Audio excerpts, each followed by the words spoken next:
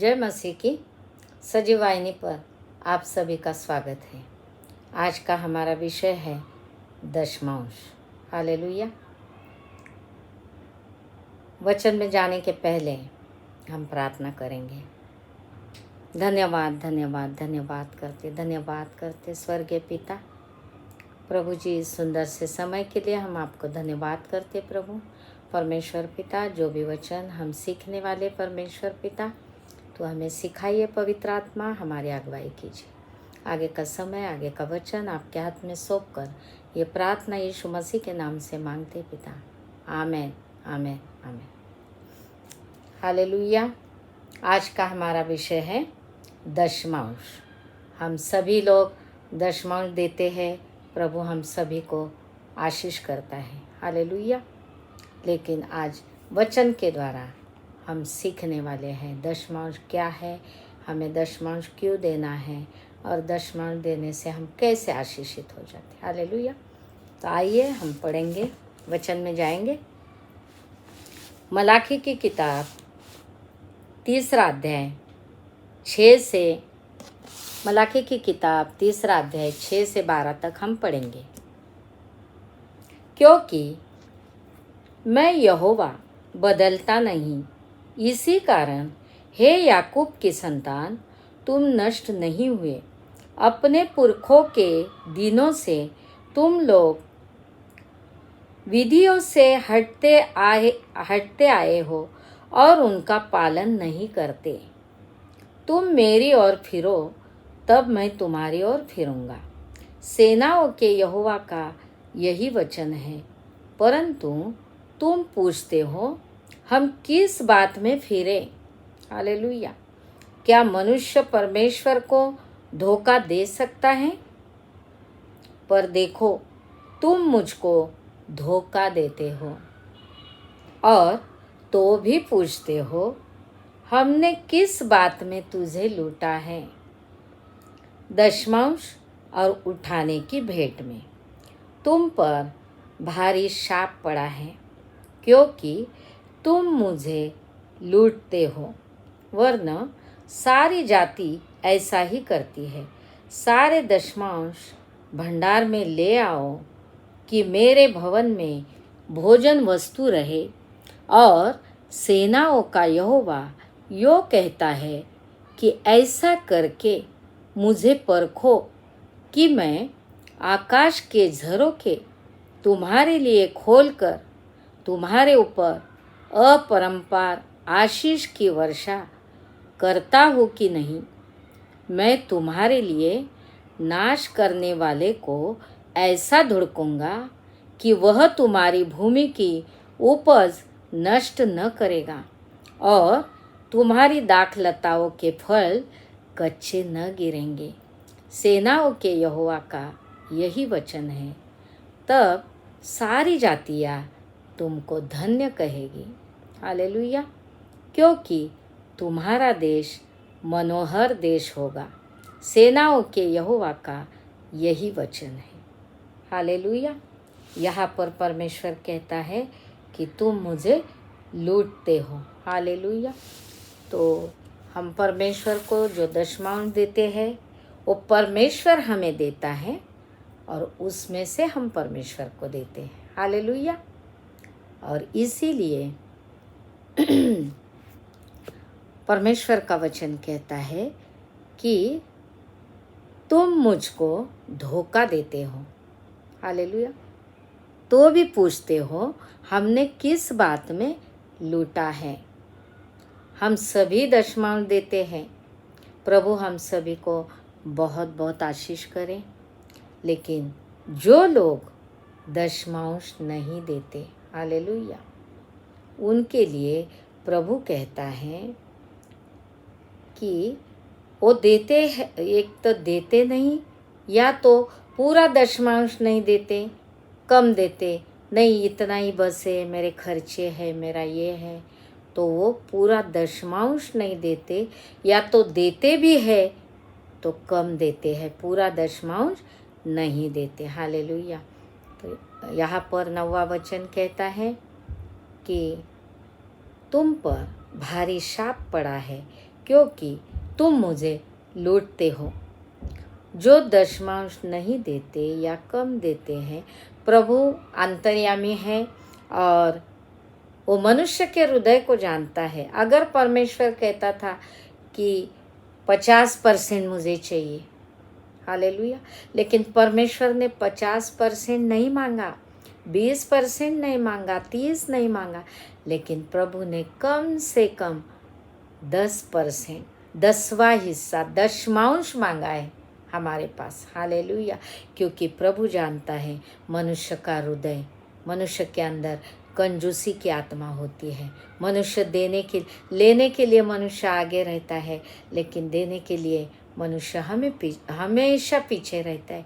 ये प्रभु जानता है हमारे मन को, और इसीलिए प्रभु ने हमें दशमांश यानी 1000 रुपया अगर हमारी तनख्वाह है तो 100 रुपया प्रभु का। हालेलुया। तो दशमांश देने के लिए परमेश्वर ने हमें आज्ञा की है। अभी हमने जो वचन पढ़ा उसमें क्या लिखा है, 10वां वचन हम पढ़ेंगे। सारे दशमांश भंडार में ले आओ कि मेरे भवन में भोजन वस्तु रहे। हालेलुया। प्रभु ने दशमांश की आज्ञा क्यों दी? प्रभु सृष्टि को बनाने वाला परमेश्वर है, सब कुछ उसी का है। हालेलुया। लेकिन फिर भी प्रभु ने हमें दशमांश की आज्ञा क्यों दी? हालेलुया। आकाश और उसमें का सब कुछ प्रभु का है। पूरी सृष्टि, पृथ्वी और उसमें का सब कुछ, समुंदर और उसमें का सब कुछ परमेश्वर ने बनाया और परमेश्वर का है। हालेलुया। वो सृष्टि का मालिक है, उसे हमारे दशमांश की कोई ज़रूरत नहीं है। हालेलुया। वो देने वाला प्रभु है, वो लेने वाला प्रभु नहीं है। उसने सब कुछ हमें दिया है। हालेलुया। लेकिन यहाँ पर मलाकी की किताब में हमने पढ़ा है, मलाकी 3 में अगर हम 6 से 10 तक पढ़ेंगे तो ऐसा करके प्रभु का वचन कहता है, ऐसा करके मुझे परखो। हालेलुया। कि मैं आकाश के झरोखे तुम्हारे लिए खोलकर तुम्हारे ऊपर अपरंपार आशीष की वर्षा करता हूँ कि नहीं। हालेलुया। हमारे ऊपर अपरंपार वर्षा करने के लिए, हमें आशीषित करने के लिए परमेश्वर ने हमें आज्ञा दी कि तुम मेरे भवन में दशमांश ले आओ। प्रभु ने कहा कि मैं तुम्हारे लिए नाश करने वाले को ऐसा धुड़कूंगा कि वह तुम्हारी भूमि की उपज नष्ट नहीं करेगा। हालेलुया। हमारी भूमि की उपज कौन नष्ट करता है? हालेलुया। बीमारी, आज हम दुनिया में देखते हैं लोगों के पास पैसा है, लेकिन पैसा होने के बावजूद भी वो चंगे नहीं हो रहे। वो नाना तरह के पीड़ा में हैं, तकलीफ में हैं लोग। हालेलुया। और परमेश्वर का वचन कहता है, मैं तुम्हारे लिए नाश करने वालों का ऐसा धुड़कूंगा कि वह तुम्हारी भूमि की उपज नष्ट नहीं करेगा। हालेलुया। यानी डॉक्टर के पास तुम्हारा पैसा नहीं जाएगा, कोर्ट कचहरी में तुम्हारा पैसा नहीं जाएगा, तुम आशीषित हो जाओगे। प्रभु कहता है मैं उनको धुड़काऊंगा। हालेलुया। और तुम्हारे दाख लता के फल कच्चे न गिरेंगे। हालेलुया। तुम्हारे दाख लता के फल कच्चे न गिरेंगे, यानी तुम्हारा कोई भी नुकसान नहीं होगा। हालेलुया। हमें आशीषित करने की प्रभु की इच्छा है। हालेलुया। तब तुम्हारा आशीष देखकर 12वां वचन कहता है कि जब मैं तुम्हें आशीषित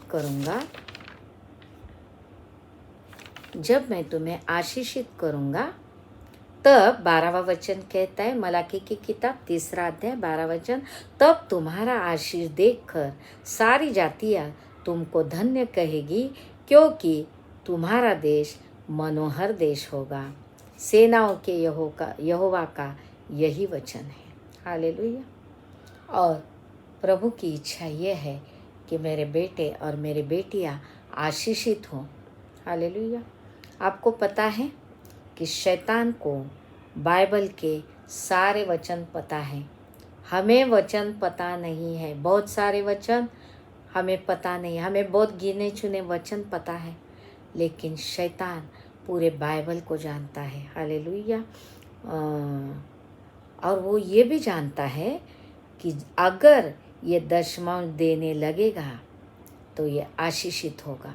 हमने अभी मलाकी 3 अध्याय में जो आशीषित वचन पढ़े हैं, फिर एक बार हम पढ़ेंगे कि प्रभु की इच्छा है हमें आशीष करने के लिए। सारे दशमांश भंडार में ले आओ कि मेरे भवन में भोजन वस्तु रहे। और सेनाओं का यहोवा ये कहता है कि ऐसा करके मुझे परखो। हालेलुया।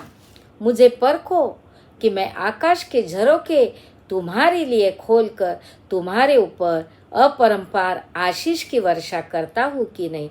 तुम्हारे लिए नाश करने वाले को ऐसा धुड़काऊंगा कि वह तुम्हारी भूमि की उपज नष्ट न करेगा और तुम्हारी दाखलताओं के फल कच्चे न गिरेंगे। और सारी जातियाँ तुमको धन्य कहेगी, क्योंकि तुम्हारा देश मनोहर देश होगा। सेनाओं के यहोवा का यही वचन है।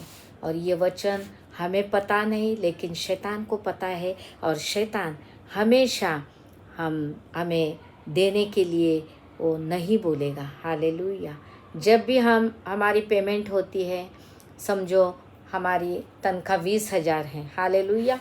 तो परमेश्वर के इस वचन के अनुसार मलाकी 3 और 10 में हमने पढ़ा, सारे दशमांश मेरे भंडार में ले आओ। दशमांश यानी हमारा पेमेंट अगर 20,000 है, हालेलुया, तो हमारा दशमांश कितना आता है, वहाँ उसमें से 2,000 हमारा दशमांश आता है। हालेलुया। तो शैतान को ये वचन मालूम है, अगर ये दशमांश देने लगेगा तो ये आशीषित होगा। हालेलुया। क्योंकि अभी हमने देखा शैतान को पूरा बाइबल पाठ है, पूरा वचन पता है। तो वो क्या करता है, तुमसे बातें करने लगता है शैतान। अरे 20,000 पेमेंट है, 2,000 अगर दशमांश निकाला तो लाइट बिल भरना है, किराया देना है, दूध वाला देना है, बच्चों की फीस भरना है। हालेलुया। वो शैतान तुम्हारी नज़र को वो बचे हुए 18,000 के पास से उठा के जो 2,000 दशमांश है, बार बार तुम्हारी नज़र वो 2,000 के पास शैतान लेके जाता है। हालेलुया। कि अरे 2,000 दूंगा तो मेरा कैसा होगा, 2,000 दूंगा तो आखिरी महीने में मेरे पास नहीं बचेगा, मैं क्या करूं, मैं नहीं देता हूँ दशमांश, जाने दो। या तो फिर मैं 20,000 पेमेंट में से 2,000 दशमांश देता हूँ, प्रभु को मालूम है मेरी परिस्थिति, मैं 1,000 रुपया ही दशमांश देता हूँ। हालेलुया। और परमेश्वर का वचन कहता है, यहाँ पर तुम मुझे लूटते हो। हालेलुया। क्योंकि जो परमेश्वर हमें देता है उसमें से ही हम परमेश्वर को देते हैं दशमांश। हालेलुया। अगर हम बीमार गिरे, बिस्तर पे पड़े, तो हमें कैसे पेमेंट मिलेगा। हालेलुया। अगर परमेश्वर ने हमारी रक्षा नहीं की, हमारा एक्सीडेंट हो गया, कुछ हो गया, तो कैसे हम रोजी कमाएंगे। हालेलुया। परमेश्वर ने हमें जीवित रखा प्रियो, परमेश्वर ने हमारा आना जाना सुरक्षित किया, परमेश्वर ने हमें काम करने के लिए शक्ति दी, सामर्थ्य दी, आना जाना सुरक्षित किया। सब कुछ परमेश्वर ने किया। और परमेश्वर की ओर से हमें जो कुछ भी पेमेंट मिलता है, जो कुछ भी रोजी मिलती है, परमेश्वर की ओर से मिलती है। और इसीलिए प्रभु के बच्चे पहला पेमेंट होने के बाद पहला दशमांश निकालते हैं, प्रभु को धन्यवाद की भेंट चढ़ाते हैं। हालेलुया। पहला फल प्रभु को देते हैं, प्रभु का आदर करते हैं, क्योंकि हर एक हमारे जीवन के हर एक क्षेत्र में हमें परमेश्वर को पहला स्थान देना है। जब भी हमारा पेमेंट घर में आता है, हमें प्रभु से प्रार्थना करना है कि हे परमेश्वर, तूने महीना भर मेरा आना जाना सुरक्षित किया, मुझे काम करने के लिए शक्ति दी, सामर्थ्य दिया। प्रभु तूने मुझे जिंदा रखा, और मैं अगर बीमार रहता, बिस्तर पे पड़ता, मैं क्या कमाता? कुछ भी नहीं।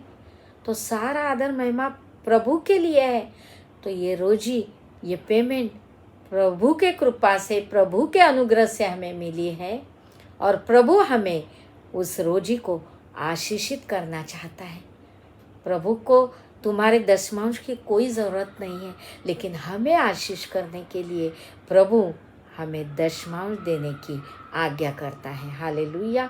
लेकिन जब हम कमज़ोर होते हैं ना, तब हम वचन की और ध्यान नहीं देते, प्रभु का आज्ञा का पालन नहीं करते। प्रभु का वचन कहता है, जो मुझसे प्यार करता है वही मेरे आज्ञा का पालन करता है। हालेलुया। और जिसे विश्वास है, हालेलुया, कि 2000 मैं प्रभु को दशमांश दूंगा, 18,000 मेरे पास बचा है, वो 18,000 को प्रभु मल्टीप्लाई करेगा। हालेलुया। हमने वचन में देखा है, जब 2 मछली और 5 रोटी से कितने लोगों ने खाना खाया। हालेलुया। और कितनी टोकरी बाकी रही। हम सभी लोग वचन को जानते हैं कि 2 मछली और 5 रोटी को परमेश्वर ने मल्टीप्लाई किया। हालेलुया। धन्यवाद परमेश्वर के वचन के लिए, धन्यवाद। हमारा परमेश्वर वो परमेश्वर है, वो मल्टीप्लाई करने वाला परमेश्वर है। वो देखता है, वो परखता है कि मेरा बेटा मेरे आज्ञा का पालन करता है क्या नहीं। हालेलुया। तो आप आशीषित होने के लिए परमेश्वर ने, और जब आप आशीषित होगे तो आप परमेश्वर की महिमा करेंगे। ये शैतान जानता है, और शैतान हमारे आँखों को बंद करता है, और हम दशमांश या तो कम देते हैं या तो देते ही नहीं, क्योंकि शैतान हमारी नज़र बार बार तेरा कैसा होगा, क्या होगा, ये होगा, फलाना होगा। ये कमज़ोर लोगों के जीवन में शैतान काम करता है, और वो लोग आशीषित नहीं होते, और वो कमाते भी हैं तो वो फटेली थैली में डालते हैं।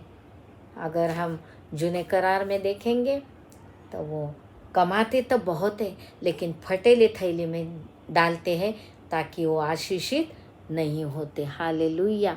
तो प्रभु उस 18,000 को, एक मैं एग्जाम्पल दे रही, 20,000 का, आपको 5,000 हो सकता है, 10,000 हो सकता है, 50,000 हो सकता है, 1,00,000 पेमेंट हो सकता है। आपका जो भी पेमेंट है, परमेश्वर के आज्ञा का पालन करके हमें प्रभु के लिए दशमांश निकालना बहुत ज़रूरी है। अभी हमने पढ़ा वचन कि भाई प्रभु ने हमें दशमांश क्यों बोला। अगर प्रभु हमें बोलता था, भाई तुझे 20,000 पगार है, 10,000 मेरा मुझे दे दे, 50%, क्या हम दे पाते थे? आज प्रभु ने 10वां हिस्सा बोला है।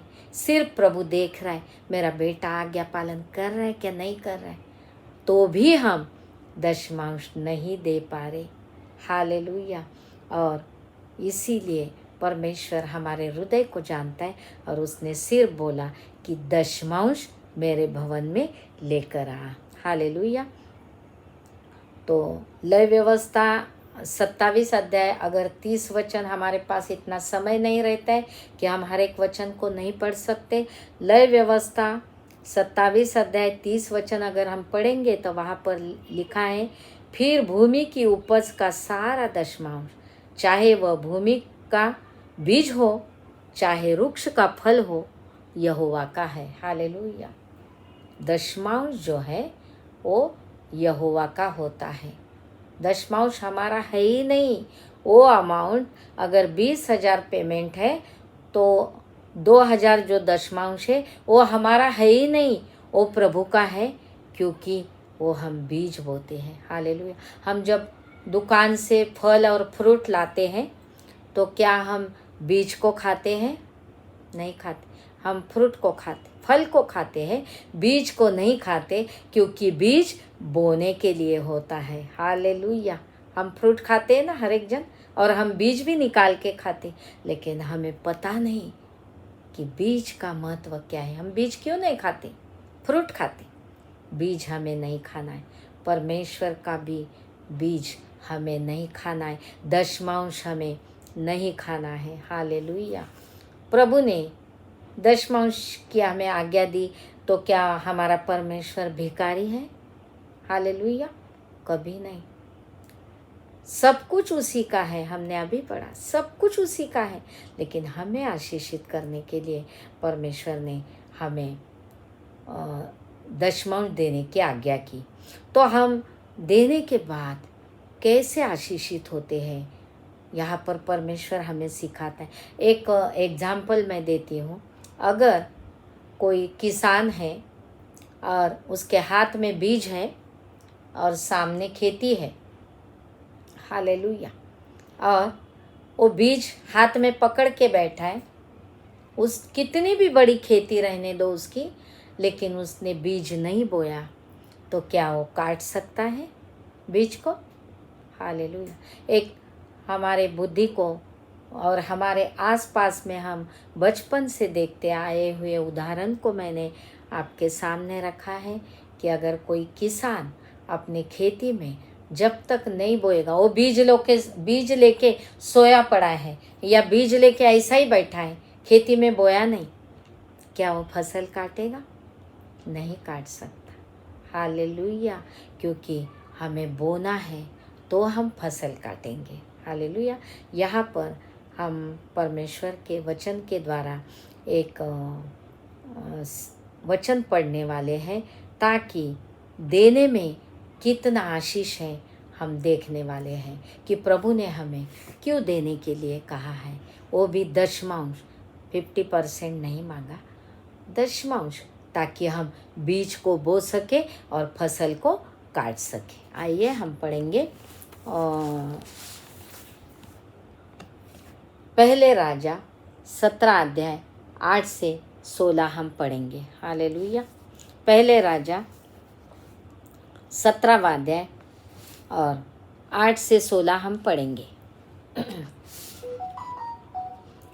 तब यहोवा का यह वचन उसके पास पहुंचा, चलकर सीदोन के सारपत नगर में जाकर रह। सुन, मैंने वहाँ की एक विधवा को तेरे खिलाने की आज्ञा दी है। अतः वह वहाँ से चल दिया और सारपत को गया।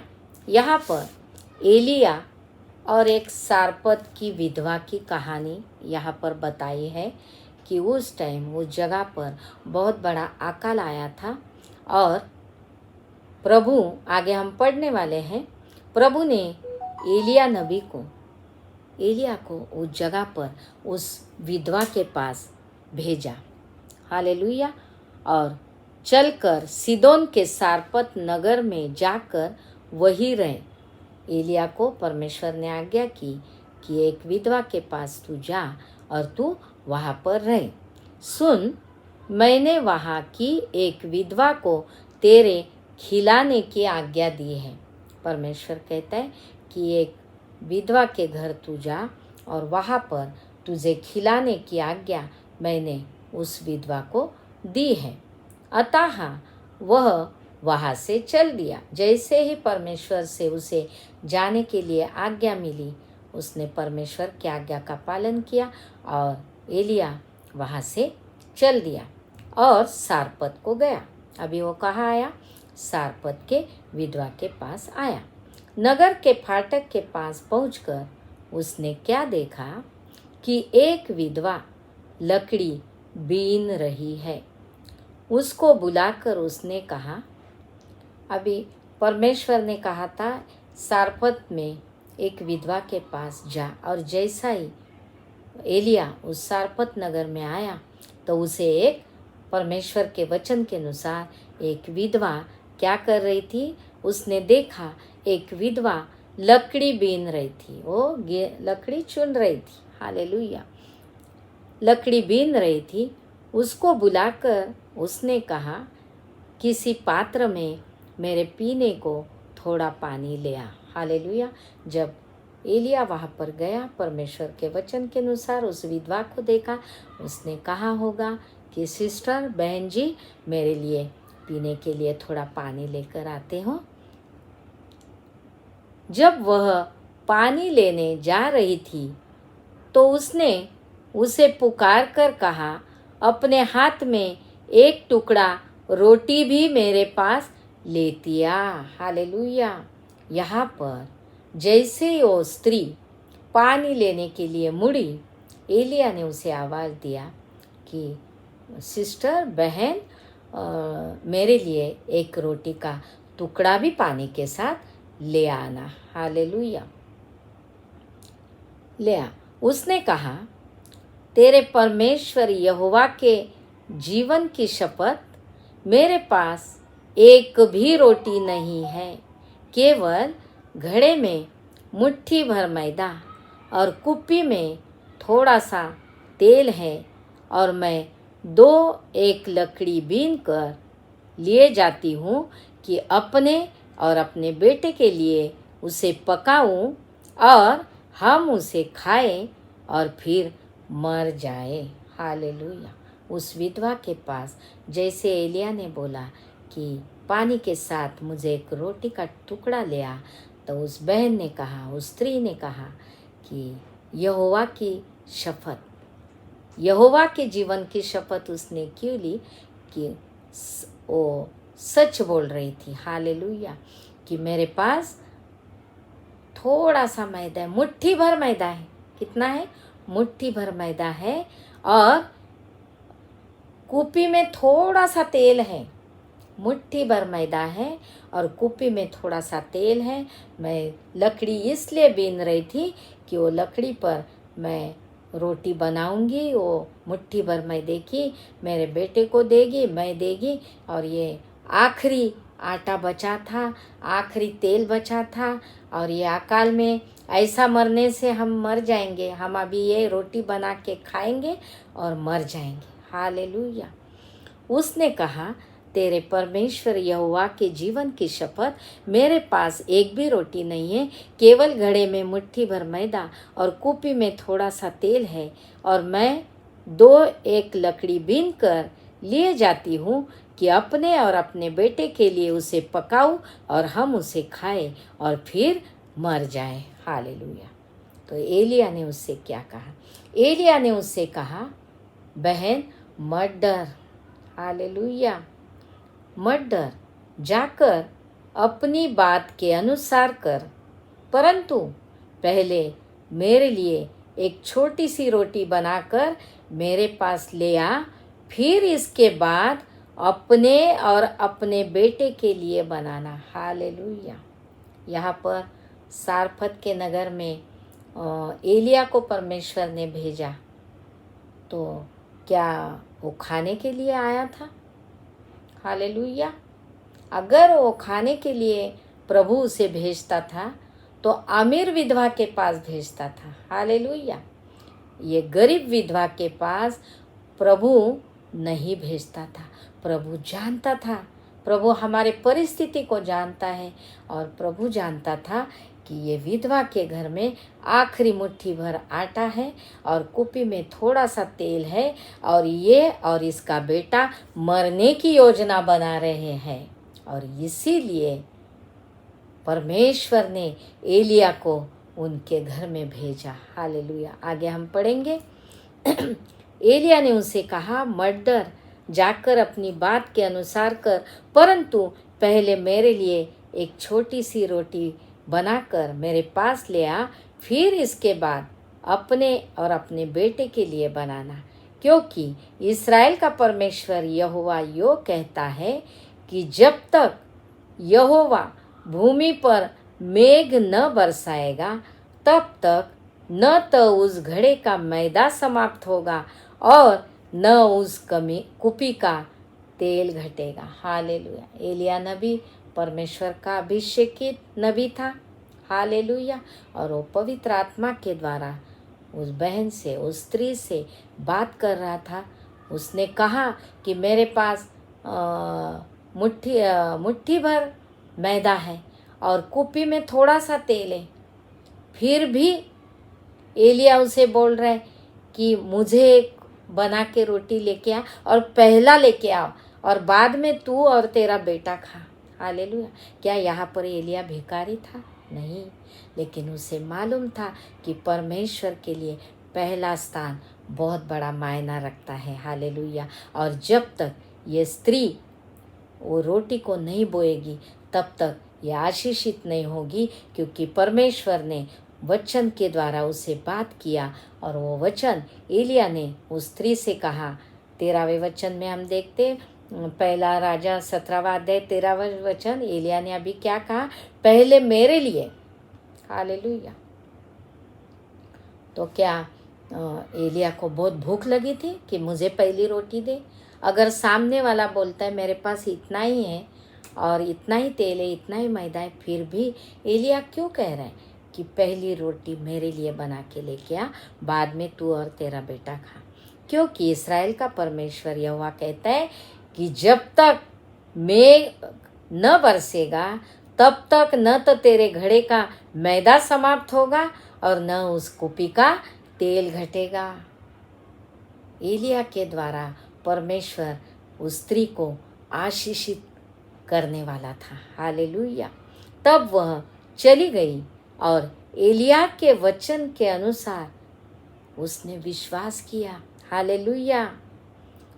एलिया ने जो भी 13वां वचन उससे कहा, 14वां वचन कहा कि इज़राइल का परमेश्वर यहोवा कहता है कि जब तक यहोवा भूमि पर मेघ न बरसाएगा तब तक न तो उस घड़े का तेरे मैदा समाप्त होगा और न उस कुपी का तेल समाप्त होगा, न तेल घटेगा। हालेलुया।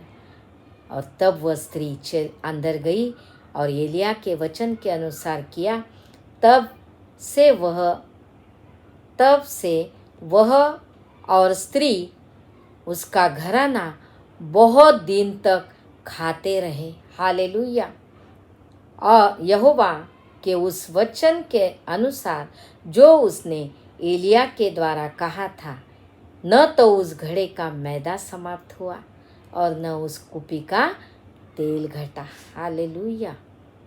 यहाँ पर हम देखते हैं कि उस स्त्री ने शुरू में कहा कि मेरे पास थोड़ा सा आटा है, थोड़ा सा तेल है, लेकिन प्रभु परमेश्वर का वचन कहता है भजन संहिता 30 में कि परमेश्वर स्वर्ग से हमें देखता है। प्रभु जानता था कि वो स्त्री और उसका बेटा मरने वाला है, उनके पास कुछ भी नहीं है, उसका आटा खाली है, तेल खाली है, और प्रभु उसे भरना चाहता था, प्रभु उसे आशीष करना चाहता था। लेकिन जब तक वो बोएगी नहीं, वो नहीं बोती, तब तक परमेश्वर उसे आशीष नहीं कर सकता है। हालेलुया। एलिया भिखारी नहीं था कि उस स्त्री की रोटी खाने को नहीं देख रहा था, वो उसे आशीष करने के लिए देखता था, क्योंकि वो परमेश्वर के वचन को जानता था कि जब तक हम बोएंगे नहीं तब तक हम काट नहीं सकते। जब तक ये विधवा स्त्री मेरे पास वो रोटी नहीं लेके आती तब तक मैं प्रभु के वचन के अनुसार उसे आशीषित नहीं कर सकता। हालेलुया। और अभी हमने वो किसान का भी वचन सुना कि किसान जब तक नहीं बोता है तब तक हम नहीं काट सकते। तो यहाँ पर परमेश्वर हमें आज इस दशमांश के वचन के द्वारा हम सभी दशमांश दे रहे हैं, परमेश्वर हम सभी को आशीषित कर रहे हैं। लेकिन आज भी जो लोग कमज़ोर हैं और जो परमेश्वर के वचन का आज्ञा का पालन नहीं करते और दशमांश नहीं देते, तो प्रियो परमेश्वर की ये आज्ञा है, क्योंकि दशमांश एक बीज है। हालेलुया। और बीज को हमें नहीं खाना। हमने अभी देखा कि हम फ्रूट खाते हैं, बीज नहीं खाते। बीज बोने के लिए होता है। हालेलुया। हमारा पेमेंट 20 रहे, 10 रहे, 1000 रहे, परमेश्वर हमें स्वर्ग से देखता है, क्योंकि अभी हमने पढ़ा कि परखो, परमेश्वर को देकर परखो। हालेलुया। और प्रचिति करो कि मैं स्वर्ग से तुम्हारे ऊपर अपरंपार वर्षा करता हूँ कि नहीं। जब तक वो अकाल ख़त्म नहीं हुआ, वचन में हमने पढ़ा। फिर एक बार मैं 16वें वचन को पढ़ूंगी कि वो स्त्री के पास हमने देखा एक मुट्ठी भर मैदा था और थोड़ा सा कुपी में तेल था। 16वां वचन पढ़ेंगे हम। यहोवा के उस वचन के अनुसार जो उसने एलिया के द्वारा कहा था, न तो उस घड़े का मैदा समाप्त हुआ और न उस कूपी का तेल घटा। हालेलुया। परमेश्वर ने उसे आशीषित किया। हमारा परमेश्वर मल्टीप्लाई करने वाला परमेश्वर है। हम बहुत बार वचन को पढ़ते हैं लेकिन गहराई में नहीं जाते। कितने बार हमने पढ़ा 2 मछली 5 रोटी को परमेश्वर ने इतने लोगों को कैसे खिलाया, कैसा मल्टीप्लाई किया। वो परमेश्वर हमारे साथ है। हालेलुया। और जो कुछ उसने हमें दशमांश देने की आज्ञा की वो हमारे भलाई के लिए की है। हमारा परमेश्वर हमसे कुछ भी नहीं चाहता है क्योंकि पूरा सृष्टि परमेश्वर की है। हमें आशीषित करने के लिए परमेश्वर ने हमें दशमांश की आज्ञा दी है और हमारा कर्तव्य बनता है कि जिस भवन में हम जाते हैं परमेश्वर के, उस भवन में हमें दशमांश को बोना है ताकि हम 30 गुना 60 गुना 100 गुना फल काटे। हालेलुया। और परमेश्वर ने हमें सिर्फ पैसे का ही दशमांश नहीं बोला है। हालेलुया। परमेश्वर ने हम सभी को 24 घंटा दिया है। हालेलुया। 24 घंटे का दशमांश होता है 2 घंटा 40 मिनट। हालेलुया। मैं बरोबर बोल रही है या गलत बोल रही है? दशमांश समय का दशमांश ये इतना कैलकुलेशन मुझे पता नहीं, लेकिन 24 घंटे का दशमांश होता है 2 घंटा 40 मिनट। हालेलुया। अगर हम समय का भी दशमांश हमें देना बहुत बहुत ज़रूरी है। हालेलुया। परमेश्वर खुश होता है जब हम उसके साथ समय बिताते हैं। हालेलुया। हम काम पे जाते, ड्यूटी जाते, यहाँ जाते, वहाँ जाते, हम हमेशा कहते हमारे पास समय नहीं, समय नहीं, समय नहीं। लेकिन परमेश्वर सिर्फ पैसे का दशमांश नहीं चाहता है, लेकिन समय का भी दशमांश परमेश्वर चाहता है। हालेलुया। समय भी एक बीज है बोने के लिए। हम फल खाते हैं, बीज नहीं खाते। बीज नहीं खाना है, बीज बोने के लिए है। हालेलुया।